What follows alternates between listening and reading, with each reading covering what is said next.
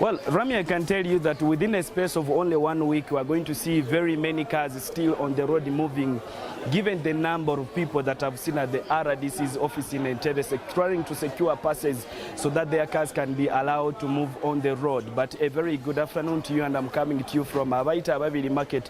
Just like you can see, the people are continuing to do shopping for their home items. They can use some foods there and the rest of other things there. But given yesterday's first day of the curfew, I can tell you that the people in Entebbe adhered to the curfew, and by 7 p.m.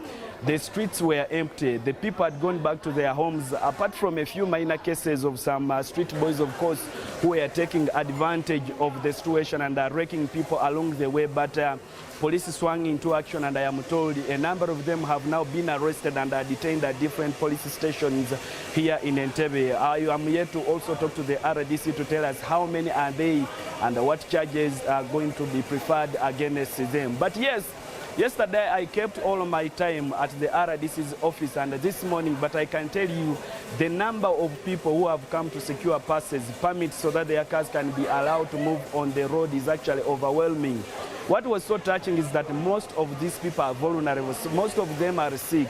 Someone carries medicine to the RDC's office. Someone comes, an unexpected mother comes to the RDC's office.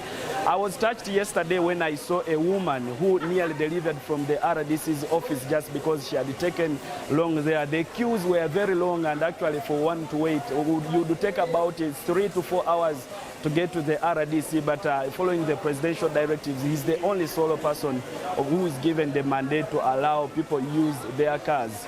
I can tell you that, of course, given these numbers and very many others, the doctors were there who were also giving their reasons that they have to go and look after their patients who are now into their homes, but also the patients as well asking to go and see their doctors. But of course, the situation, whoever was giving the RDC a reason, you'd find it satisfactory to be allowed to use a car on the road.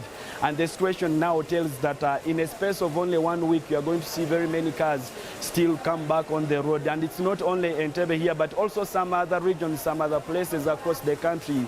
The people are going to the RDCs to make sure that they secure their passes and their cars can be allowed to move on the road. As we are entering, of course, day 2 of the curfew, we also wait to see what it will return, and we'll be updating our audience to know what will have transpired. Back to you in the studios.